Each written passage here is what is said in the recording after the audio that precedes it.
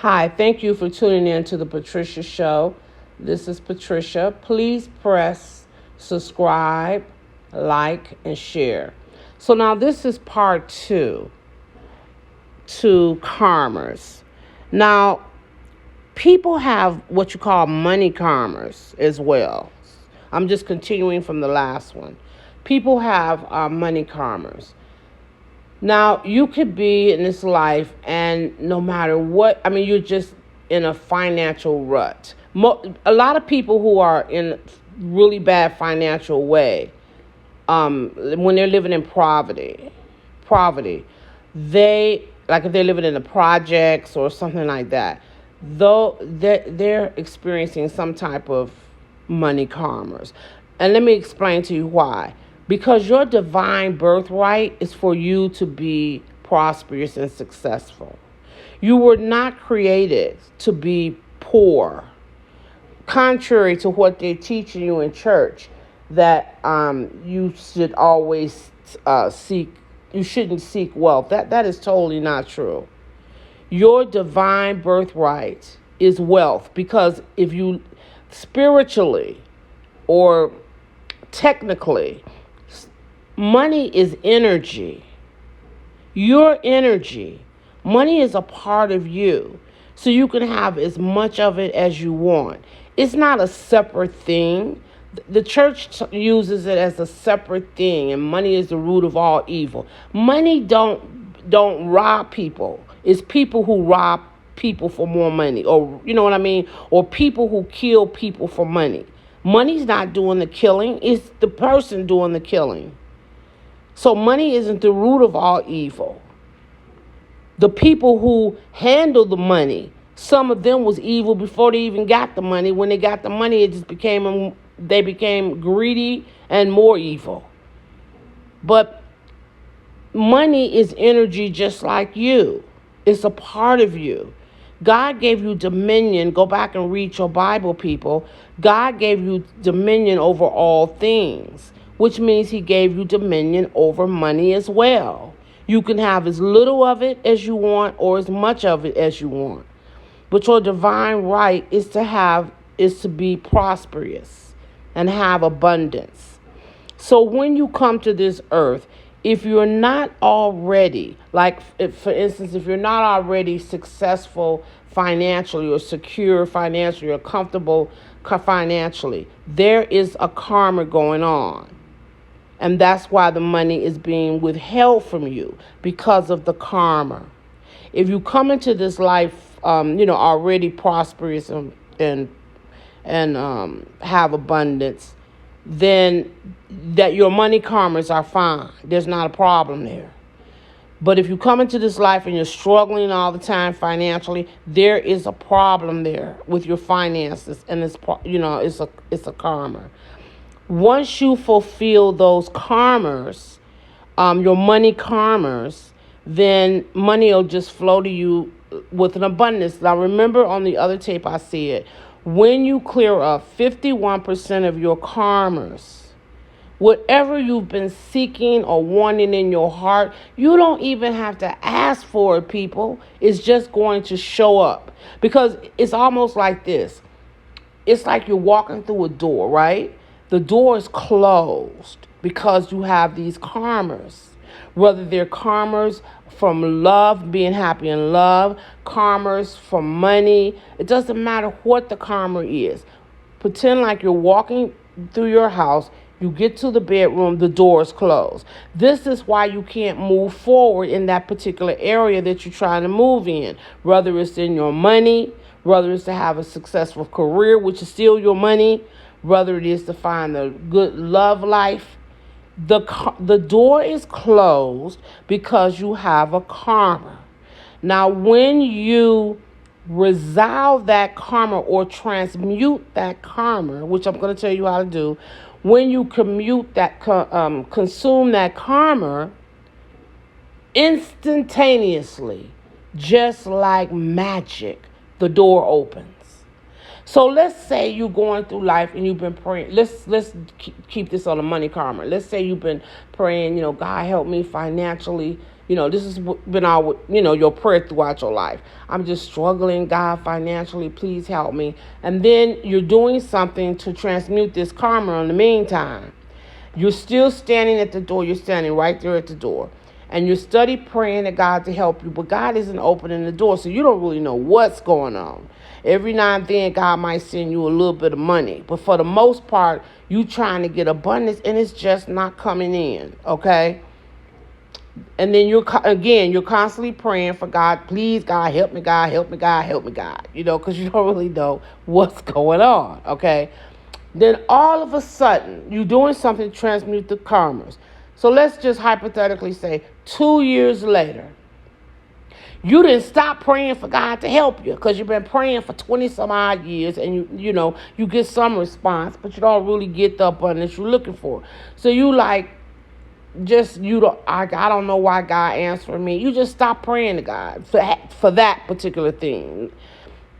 All of a sudden, 2 years later, you're standing at the door and it just magically opens. Which means whatever you had been praying about prior about this karma, it's just going to magically fall on you. So you standing there, the door open, and when the door open, an abundance of money falls down on you. You ain't asked for no money in over 5 years. You see, you haven't asked for the money for over 5 years, but you've been all the while you've been transmuting the karma. So as soon as that karma complete, you ain't even got to ask no more. When the door open, the money will just fall on you. And that's what I was saying at the end of the last audio, is that if you're confronting something in your life and it's just difficult and you're really having a hard time and you don't know, why is God putting me through this? What is going on? And I'm just having so much bad luck, or just you're just going through a lot of things. And you've been praying, God, help me, help me, help me, for the last 10 or 15 years. And you see little bits sometimes, but you're still in this bad luck streak or whatever's going on.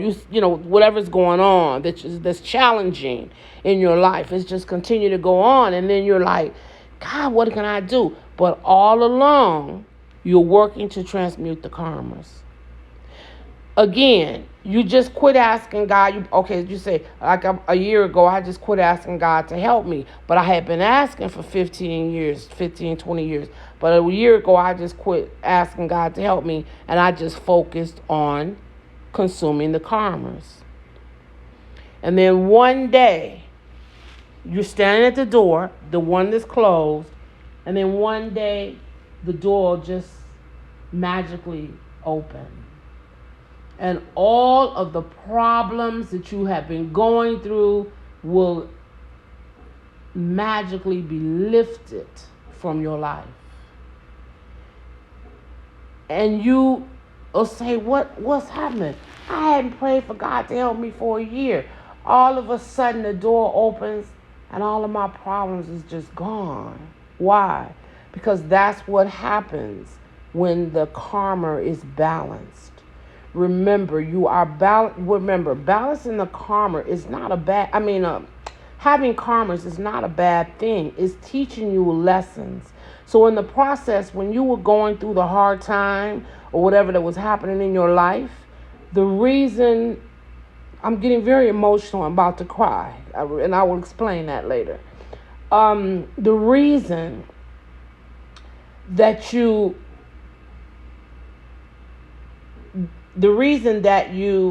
the door opens so magically, and what appears to be magically, is because all the while you were working to release these karmas, and then you don't know when the karma is going to be released, and then all of a sudden everything is moved. It's a part in the Bible. I don't know where it's at, but it says that you don't know the time or the hour when God comes. And this is really what I'm talking about. You've been praying for 15, 20 years for God to move something out of your life or move things out of your life, and it hasn't been moved. And then you somebody tell you, oh, you have karmas, or you're reading a spiritual book, or you're listening to me, or whatever it is, and you just decide to start transmuting these karmas. And then all of a sudden, the prayers that you've been praying for the last 15 years, it just happens. And every single thing that you're struggling with will be removed. And on a conscious level, you might say you don't understand why it's being removed. But on the unconscious level, it's being removed because you've learned your lessons. We don't know what we've done in past lives because that memory is taken from us when we enter into each one of our lives. It'll be too much for us to bear if we knew we had killed somebody in another life, or whatever the bad things that we've done in our other lives. So that memory has been kept from us. So we don't know why when we're going through things, we're going through, we're having a hard time in our life, a difficult time. And we don't know that it's karma. And this is why. And sometimes you can, and let me tell you this, when you're crying out to God to help you, and it's like you're not getting any help.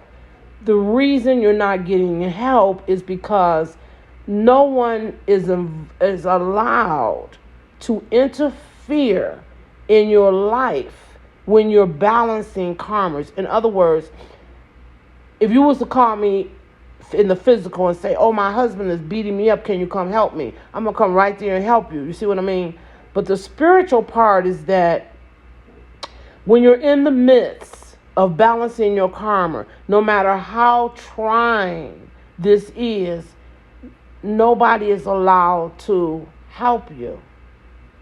Because this is something basically that you created. You created it in your other lifetime, so you have to get yourself out of it. Now, when I say get yourself out of it, I don't mean you have to sit there and you could call on God or the angels or whoever you want to. They are not allowed to come help you while you're going through this karma thing, because you created it. So what you're learning is that you can't, whatever it is you're learning. Let me give you an example. I'm going to have to end this tape in about 1 minute. So it's no need of me going into an explanation right now. I'm going to explain to you, give you an explain of what I mean by maybe something trying going on in your life. Because I really want people to understand this. Because I've seen people pray over and over about things, and it's just not going to be lifted until those karmas are complete, and then it'll be lifted. Now, you're working on those karmas unconsciously throughout your life. But I'm going to tell you some things to do to consume and work on them where you're working on them quicker. Because if I never tell you, or anybody never tell you how to transmute karmas, how to consume karmas, you will eventually consume it, because on an unconscious level you're constantly working on it. But we have been shown what to do to transmute karmas, and so I'm going to share that with you. So let me end this audio, and then I'll do a part 3, because these tapes are like 15 minutes long. That's as long as I can go, and then I'm going to tell you I'll make a part 3. Thank you so much for tuning in. I hope you understand this. If it's something that you don't understand about karmas, please write it in the comments, and I'll try to answer you as soon as possible. Thank you, and have a lovely day.